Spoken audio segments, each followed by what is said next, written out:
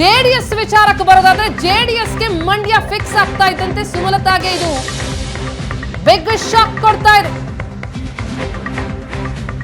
ಮಂಡ್ಯ ಕ್ಷೇತ್ರ ಕಳ್ಕೊಂಡು ಅತಂತ್ರರಾಗ್ಬಿಟ್ರ ಸುಮಲತಾ. ದೆಹಲಿಯಲ್ಲೇ ಬೀಡ್ಬಿಟ್ಟಿದ್ದಾರೆ. 3 ದಿನಗಳಿಂದ ದೆಹಲಿಯಲ್ಲೇ ಬೀಡ್ಬಿಟ್ಟಿದ್ದಾರೆ ಸಂಸದೆ ಸುಮಲತಾ.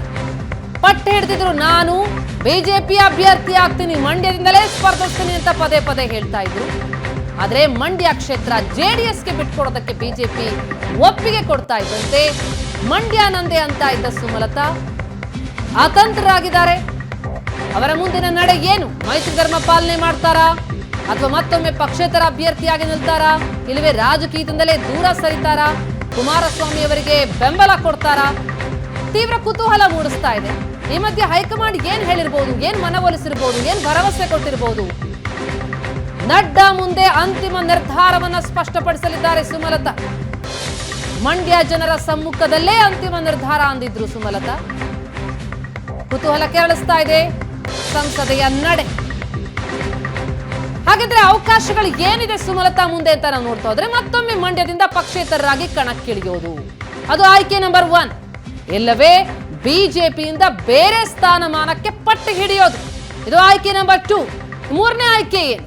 ರಾಜಕೀಯದಿಂದಲೇ ಸಂಪೂರ್ಣವಾಗಿ ದೂರ ಸರಿಯೋದು. ಈ 3 ಆಯ್ಕೆಗಳು ಸದ್ಯಕ್ಕೆ ಕಂಡು ಬರ್ತಾ ಇದೆ ಸುಮಲತಾ ಅವರ ಮುಂದೆ. ಆದ್ರೆ ಸುಮಲತಾ ಅವರ ನಿರ್ಣಯ ಏನಾಗಿರುತ್ತೆ ಅನ್ನೋದು ಇನ್ನೂ ಕೂಡ ಸ್ಪಷ್ಟ ಆಗಿಲ್ಲ.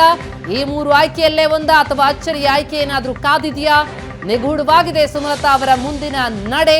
ಆದ್ರೆ ಮಂಡ್ಯದಿಂದಲೇ ನಾನು ಅಭ್ಯರ್ಥಿ, ಮಂಡ್ಯ ನಂದೆ ಅಂತ ಇದ್ದ ಸುಮಲತಾ ಅವರಿಗೆ ಮೈತ್ರಿ ಪಡೆಯ ಈ ನಿರ್ಣಯ ಬಿಗ್ ಶಾಕ್ ಅಂತೂ ತಟ್ಟಿದೆ. ಅತಂತ್ರ ಆಗಿದ್ದಾರೆ. ದೆಹಲಿಯಲ್ಲೇ 3 ದಿನದಿಂದ ಬೀಡ್ ಬಿಟ್ಟಿದ್ದಾರೆ. ಈಗ ಅವರ ಮುಂದೆ ಹೆಜ್ಜೆಗಳು ಏನು, ಅವಕಾಶಗಳು ಏನು ಅನ್ನೋದೇ ಸದ್ಯದ ಕುತೂಹಲ.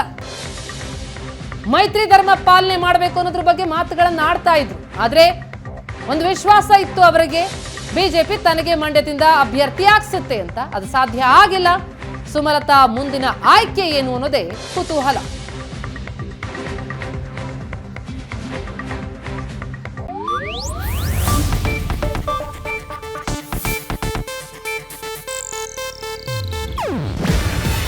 ಇದು ಏಷ್ಯಾನೆಟ್ ನ್ಯೂಸ್ ನೆಟ್ವರ್ಕ್ ಪ್ರಸ್ತುತಿ. ನೀವು ನೋಡ್ತಿದ್ದೀರಾ ಏಷ್ಯಾನೆಟ್ ಸುವರ್ಣ ನ್ಯೂಸ್.